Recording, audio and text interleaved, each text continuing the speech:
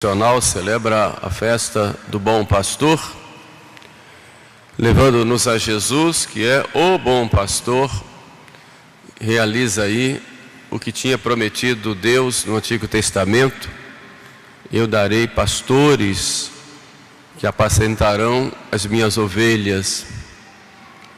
E o Pai nos dá o seu próprio Filho como pastor, e o Filho transmite esse pastoreio aos apóstolos e a seus sucessores e a seus colaboradores. Mas em que sentido Jesus é o bom pastor? Como é o seu pastoreio? E qual é o grande desejo desse pastor? E o que isso implica a nós, como ovelhas, e também como pastores, cada um na sua condição.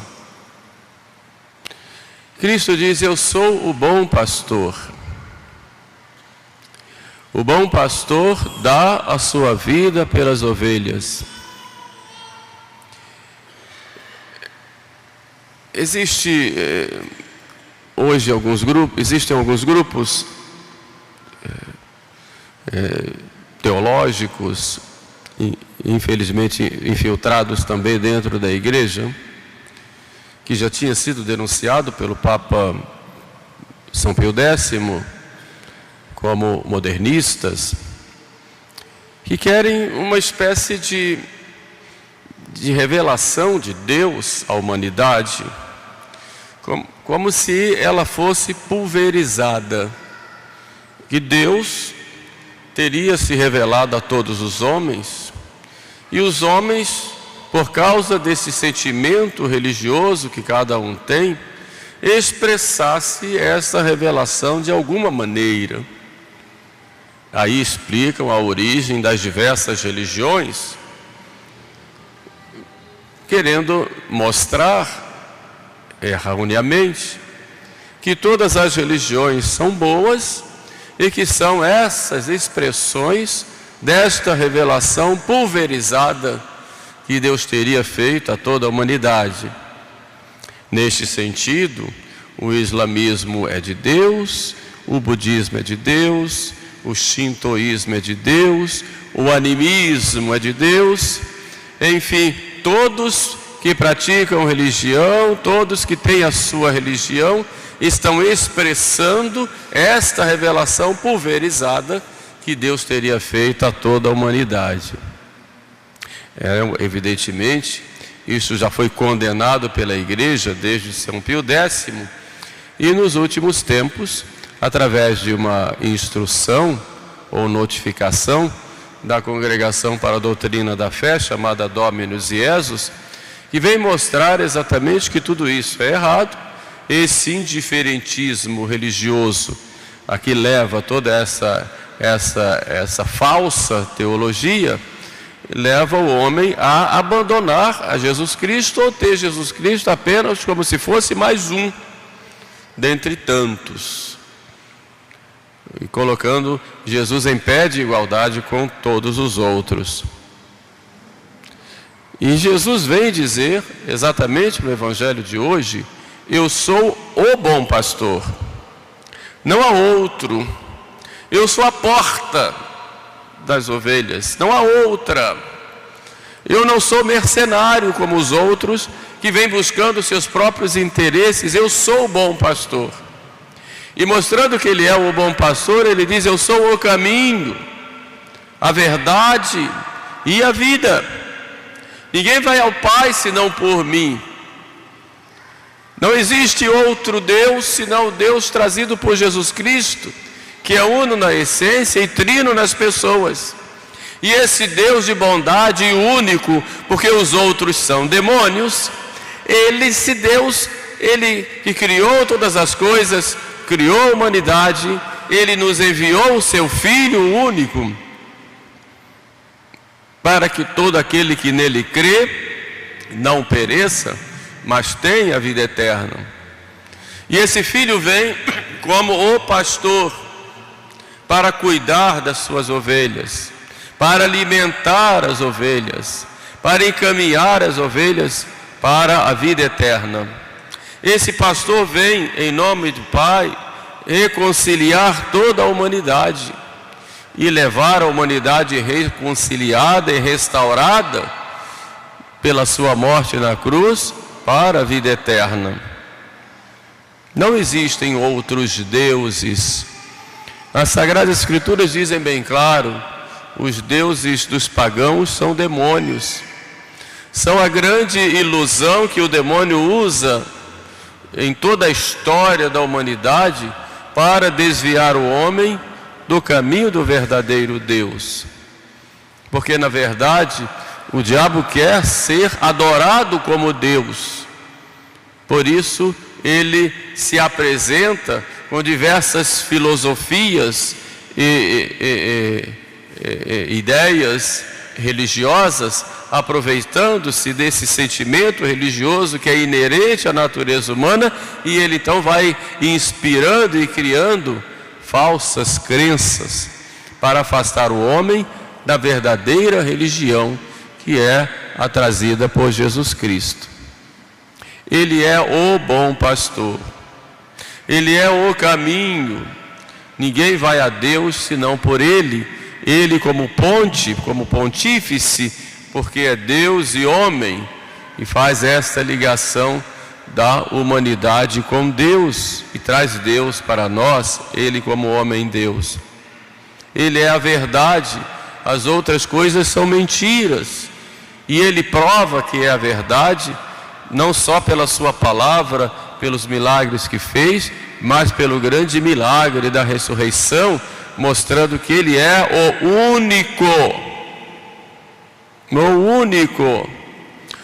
único pastor. Os outros são mercenários. E é a vida, porque ele dá a sua vida por nós, não só morrendo na cruz, mas dá a sua vida a cada dia, renovando esta doação em nossos altares. Ele é o bom pastor. Só ele, só por ele, só nele e com ele.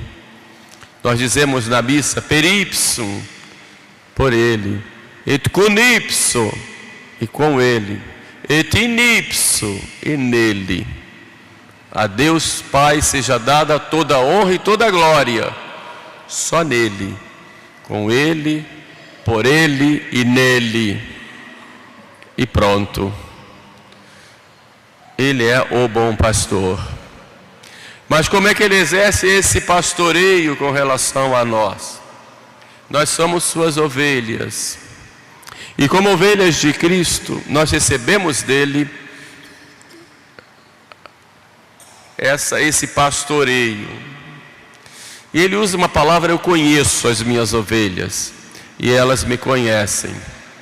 O termo conhecer na Sagrada Escritura não tem apenas um sentido intelectual, mas tem um sentido mais moral do que intelectual, embora também tenha intelectual.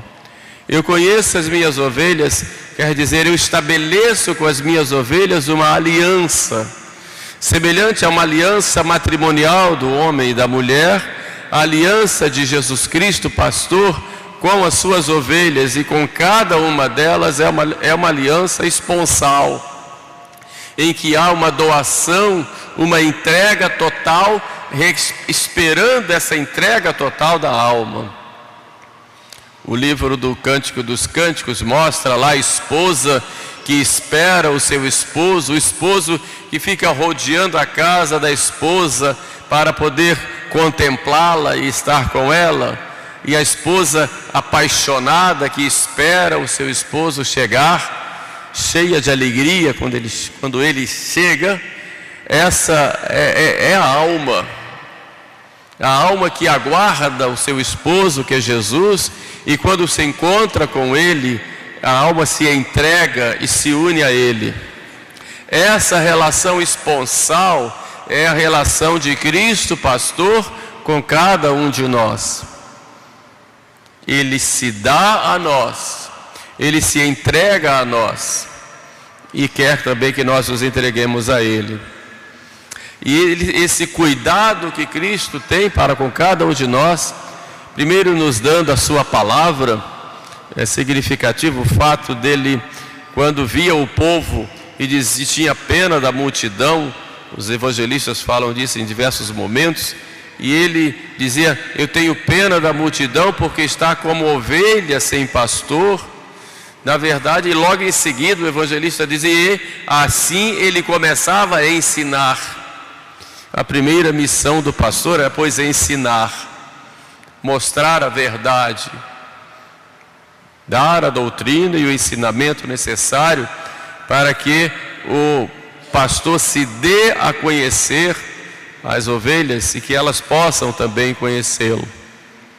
Essa é a primeira missão da igreja nesse pastoreio, que é ensinar. Ensinar o que nosso Senhor nos ensinou e que foi trazido desde o tempo dos apóstolos até hoje, conservando o depósito da fé e transmitindo. E não só a igreja ensina, como ela também combate tudo aquilo que vai contra esse ensino perene da igreja, que são as heresias. E a igreja tem que combater as heresias e tem que ter mecanismos de combate a essas ideias falsas que lobos infiltrados dentro do rebanho procuram dar veneno para as almas. E a igreja tem que corrigir, punir e anunciar a verdade, mesmo que o mundo todo seja contra. A igreja tem que dar testemunho da verdade e dar como igreja. Embora muitos pastores liberais e que se deixam levar pelo espírito mundano ou por respeito humano, não importa, calam diante da verdade ou muitas vezes desviam para agradar o mundo, dando interpretações errôneas a respeito da própria verdade trazida pela igreja. Mas o nosso compromisso é sempre com o magistério da igreja, que é perene, que é vivo e que é homogêneo, não muda, é sempre o mesmo. Assim faz a igreja, ensinando. Mas não só ensina, como santifica pelos sacramentos, que encontra na Santa Missa o seu ponto máximo, onde há o culto ao verdadeiro Deus, oferecido por Jesus com sua igreja, e que se expressa para nós na liturgia, que não é propriedade minha, mas é propriedade da igreja. O sacerdote não tem o direito de mudar a liturgia que a igreja prescreveu. A liturgia não é propriedade de uma equipe litúrgica, de uma paróquia, nem é propriedade do padre que celebra. Pelo contrário, ele não está ali em nome próprio, por isso não pode ficar inventando coisas, criando coisas para tornar mais agradável ao povo, para que as pessoas passem a gostar mais de estarem ali, para criar um certo bem-estar passageiro. Não! A liturgia é propriedade da igreja, é o culto público que Jesus Cristo faz com a sua igreja. Por isso é um culto do Cristo total, cabeça e corpo. É da igreja, não é propriedade particular. Por isso não podemos ficar inventando coisas e criando e recriando uma liturgia do nosso jeito. É a igreja quem diz como tem que ser. E essa autoridade recai em primeiro lugar sobre o Romano Pontífice e depois o Colégio dos Bispos em comunhão com ele. Assim a igreja, ela santifica as almas, porque cria essa ligação entre Cristo, igreja e o Pai, Cristo, igreja em nós. Mas a igreja também guia, conduz, é o pastor que conduz as almas para o céu, no dia a dia. E o objetivo da igreja é ser sacramento de salvação. Não é uma ONG, não é para tornar aqui na terra um paraíso utópico, porque sabemos que não vai existir, embora temos que espalhar o amor de Deus e tornar esse mundo melhor por causa de Deus. Mas o objetivo da igreja é a salvação das almas. O objetivo do pastor é a salvação das almas.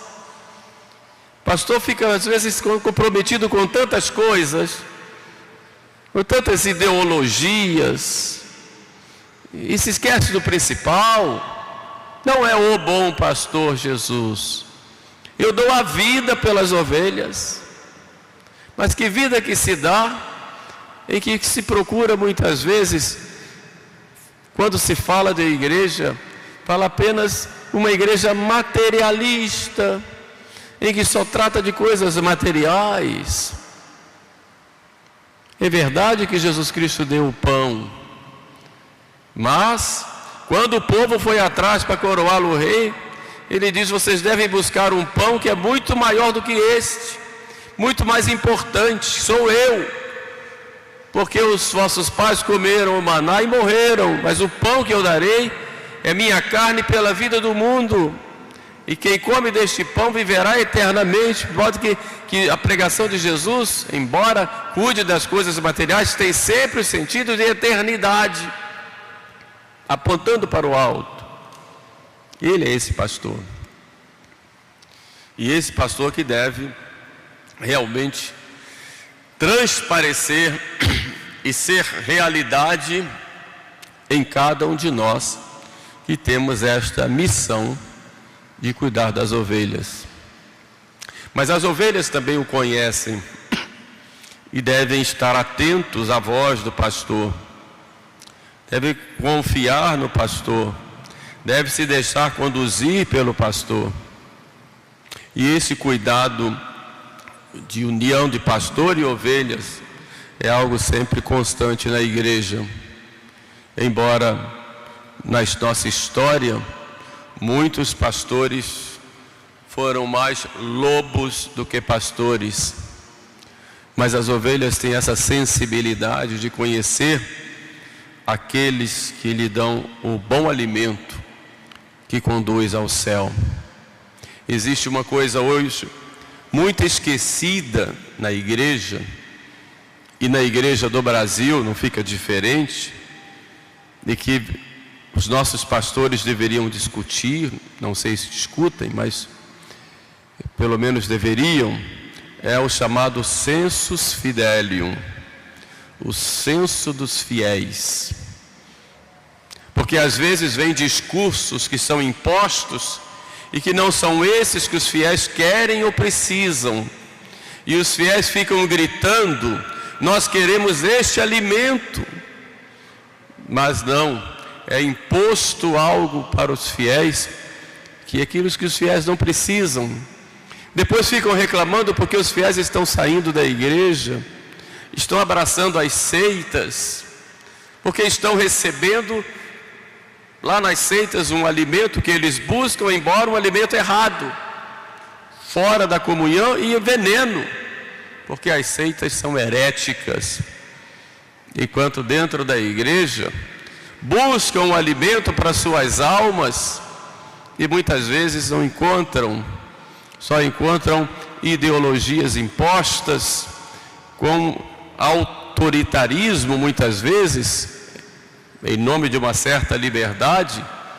Às vezes se fala tanto em sinodalidade, de ouvir as pessoas para caminharmos juntos, mas na verdade, na prática, isso não funciona, exatamente porque, se não for do jeito que se quer e que se manda, não tem sinodalidade. As pessoas terminam: queremos alimentar nossas almas com a doutrina, com os sacramentos, e o que vem muitas vezes é uma pregação puramente horizontal, materialista. Precisamos rezar muito pelos nossos pastores. Mas Cristo diz no final do Evangelho de hoje: tenho muitas ovelhas que não são deste redil, é preciso que eu as busque. É o mandato missionário, né? Ide pelo mundo inteiro e pregai o Evangelho. A igreja tem esse compromisso missionário porque muita gente é ovelha de Cristo, Ele já mandou o Espírito Santo preparando, porém a igreja tem que ir lá e pregar o Evangelho, para que eles venham para o rebanho. Outros saíram do rebanho, aquelas comunidades eclesiais que saíram da pseudo-reforma protestante, preciso trazer de volta, preciso pregar, trazer de volta, ouvirem a voz de Cristo na sua igreja. Aqueles que se separaram pelo cisma, sobretudo no Oriente, preciso trazer de volta. E é claro que tem que haver um diálogo para que venham. Nesse diálogo começa com aquilo que nos une para depois trazer de volta.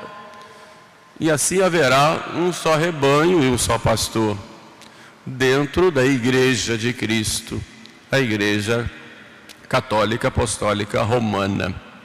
Mas é preciso que a igreja faça essa missão com uma pedagogia própria, mas que faça essa missão de trazer para que haja um só rebanho e um só pastor, e cumpra-se aquilo que Jesus pede ao Pai, que todos sejam um, como eu e tu, ó Pai, somos um. Vamos rezar pelos nossos pastores e pedir que os pastores nos deem o alimento de que nós necessitamos e nos conduzam. Me preocupa às vezes muito como está o nosso, aspas, movimento tradicional. Quanta divisão. Muitas vezes as pessoas acham que a posição mais dura, mais radical é que é a melhor. E muita gente se afasta de nós por causa disso. Muitas vezes as pessoas esperam no padre, e muitas vezes em mim, como pastor de vocês, um padre que vem aqui brigando e falando mal de todo mundo. Um tempo que eu não sou pastor para isso. E muitos se afastam da igreja, se afastam de nós e vão para outros grupos. Os sede-vacantistas, ou alguns que são mais cismáticos, ou outros separados da comunhão. Não o julgo, deixo que Deus vê a consciência de cada um. Mas objetivamente falando, o que é que vocês querem do padre? Querem a doutrina verdadeira? Tem aqui. Querem o catecismo de sempre? Tem aqui. Em perfeita comunhão com o magistério. Vocês têm o alimento da palavra de Deus? Façam um esforço muito grande para isso. Querem a missa, com todo o respeito à liturgia, o cuidado com a liturgia? Temos aqui. Temos. Com dificuldades, muitas vezes, mas temos. Dá muito trabalho. Vocês viram a Semana Santa, como é trabalhosa, como tanto esforço dos nossos jovens e da nossa equipe que se esforça muitas vezes, ficando até altas horas da noite preparando, mas tem tudo pronto aqui. Tem a condução para o céu, tem orientação no confessionário, na direção espiritual, a presença do pastor na vida de vocês, um compromisso que nós temos com cada um de vocês como igreja. Mas tem gente que quer mais radicalismo, como se fosse necessário mais coisas. Então, se eu não brigar, se não falar mal das autoridades, se não começar a gritar contra aquilo, uma coisa ou outra da instituição, igreja, não serve. Vamos sair, vamos embora. Então vai lá para o sede-vacantismo, porque... Mas o que tem, o que é que se tem? Não tem todos os meios de santificação? Para que sair? É exatamente porque tem esse mau espírito de divisão, que está mais preocupado com o formalismo do que com a própria salvação. Porque se querem salvar as almas, aqui tem todos os meios, e só não se salva quem não quiser. Porque essa é a missão do pastor, de conduzir vocês para o céu. E isso em perfeita comunhão com a igreja, sem precisar ficar se separando do Papa, do cardeal, do bispo, etc. Nós temos tudo isso aqui. Então é preciso agradecer a Deus, valorizar isso e não se deixar iludir por aventureiros que vêm por aí pregando uma coisa ou outra e dividindo a igreja sem necessidade. Somos tão poucos e com tanta briga entre os tradicionalistas. Porque se vier um Papa tradicionalista, como todo mundo deseja, né, que não vai acontecer, mas até possa acontecer no futuro, Deus é que sabe. Mas se vier, vai sempre encontrar grupos que são contra. Ah, mas não faz isso. Aí ele usa o barrete meio contrário, né? Aí ele não ajeitou a casula. Detalhezinhos assim, não segurou o castiçal como deveria, está torto. Quer dizer, olha, tantas pequenas coisas, enquanto que o principal, que é a doutrina, que são os meios de salvação, não se importam.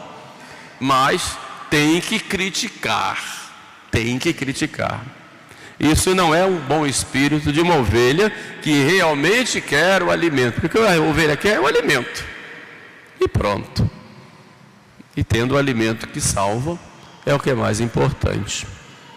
Aqui vai para com vocês não digo desabafo, mas um abrir o coração, né?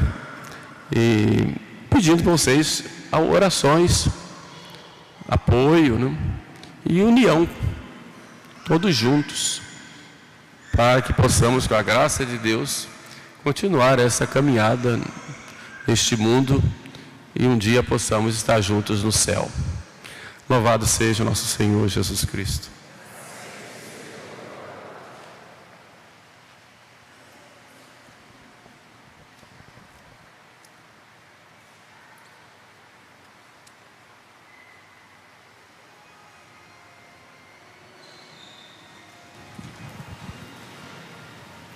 Credo in uno Deus.